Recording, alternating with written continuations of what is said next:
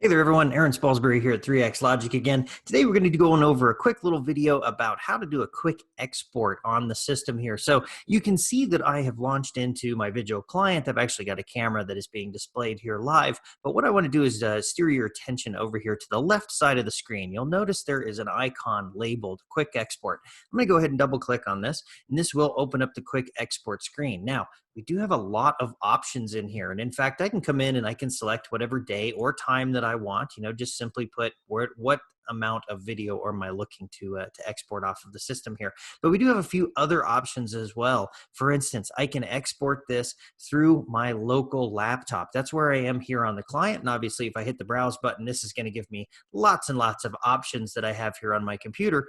Or I can select the remote destination. And the remote destination is going to be the DVR itself. So for instance, if I wanted to maybe do, the DVD that's on the DVR, I could certainly select that. I do have a couple of other options down here as well. I can either embed that data directly into the video, or I can just simply save it off as a text file when it comes to point of sale or ATM data.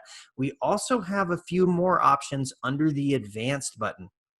Now, by default, we are going to select every single thing that's on the DVR. We're going to select all of the audio channels. We're going to select every point of sale connection, every single camera. And if you did want to, for instance, you can see down here on register 71, I've got some point of sale data coming through. If you didn't want any of these, right, we would have to come in here and manually turn these guys off for whichever cameras or whichever point of sale connections you don't want. And again, by default, we are going to select every audio channel, every point of sale, every ATM connection, and every camera that is on that particular DVR.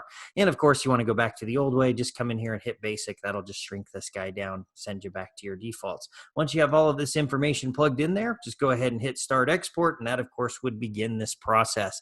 That's really all there is to doing a quick export, guys. Thanks for watching. See you on the next video.